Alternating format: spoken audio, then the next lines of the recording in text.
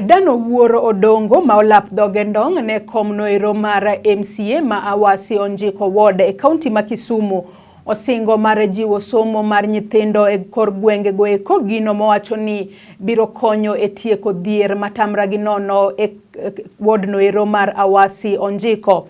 Akane oloso achiel kachiel kod od fwambo marwa mar Lolwe TV, Migosi Odongo bende osiro chenro mar BBI. Okowacho ni obiro miyo omenda imedo counties, gino mowacho ni koyiere obiro neno ni jodak e gwenge go eko owinjo mit kata ber mar pesa go eko mabende imiyo counties duto e pacho kaendi. Mokwongo Awasi Onjiko Ward ka nikech sani dhier nitie, gima wadwa timo maduong' ni mondo mi watiek dhier.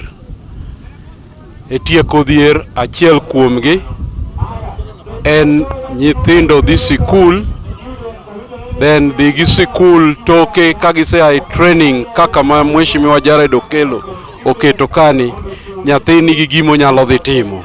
Mano nyiso ni pesa donjo ofuke kendo nyiso ni dhier chodok chien. Mar ariyo, nitie youth empowerment ma bende nyaka wabedgo.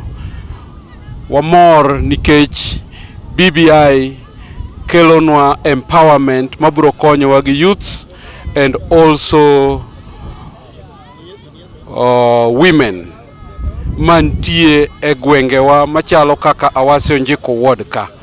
Nikech konyruok kata gik minyalo konyruok go onge, 35% chako biro ka wanyalo ng'iyo kaka nyithindo dhi sikul kendo watimogo empowerment mag jowa mondo dhier owuogi. Mokwongo e gwengewa ka yore richo, mondo mi tund kata mane osiptale seche mowinjore, kata ka in gi jatuo ok inyal tundo nikech ndara richo, and ma donjo under devolved government.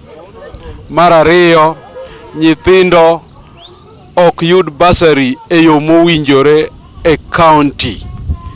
Mondo mi gini timre maber, odwaro jok motegno kaka an machung' an Dano Odongo, mondo mi adhi awuoye assembly kucho pesa obine jopiny, nyithindo dhi sikul.